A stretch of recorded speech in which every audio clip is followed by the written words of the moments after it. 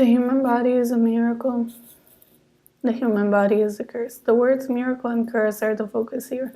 They are extreme opposites. This contrast makes the reader curious enough to indulge in Amaris' story, wondering what her miracle and curse are. Easily, expectations are built, which in turn leads to the interpretive bias that something really bad is coming somewhere in the text. Her miracle is being a prodigy of running, and her curse is having Tourette disease. However, I thought that her curse was something much more darkened than that.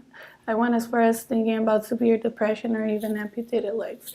It created expectations, but it didn't actually affect my view or overall interpretation of the author, because he's still able to build in with dramatic scenes and strategic pauses and word choice. She'd run around the house, up and down the stairs, pause, screaming, which gives the sense of screaming being the last and one thing that happens. And she would experience actual and irrelevant word, but that adds to the emphasis, physical pain. And inextinguishable gives a sense of no solutions, continuous suffering, burning in her thumb. David demonstrates a lot of empathy, appreciation, and amaze for her when writing. Moments that seem meaningless actually add to this perspective, demonstrating that the author spent time with her. Oh my gosh is as close as she comes to the bad language. This is irrelevant to the text, but adds to his connection between her for knowing her personality with a concrete example. Actually, she talked a lot like she does now, which demonstrates a sense of long-term connection since he can pinpoint her personality well. This connection with Amaris that is present in the text doesn't skew the presentation at all. In reality, it only builds to the author's main point, which requires both sympathy and empathy from the reader as well. Because of both her miracle and curse, Amaris feels like an outlier and desperately wants to be considered normal. The other point, however, is that Amaris and everyone else should embrace uniqueness, because there is nothing wrong with being you.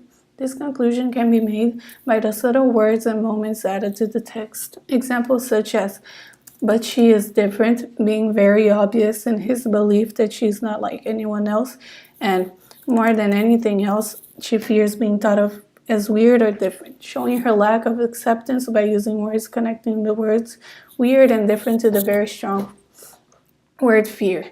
This point becomes more obvious at the end with the word finally. The finally is used here both for the moment of her just speaking up and for Amaris finally accepting herself as someone weird and actually loving it. The author, by being open about his deep connection with Amaris, enhances the sense of empathy, which helps the reader to reach the same conclusions as Amaris did. After doing some research on him, my conclusion that Amaris and David were actually close in haste. With context, this feeling appeared more obvious and truthful. He's both a teacher, a profession which tends to be followed by and require a lot of empathy, and was also a running coach, which explains so much of his details when narrating her running. Like, Amaris was already captured in an Alabama championship by 80 seconds, the equivalent of winning a basketball game by 100.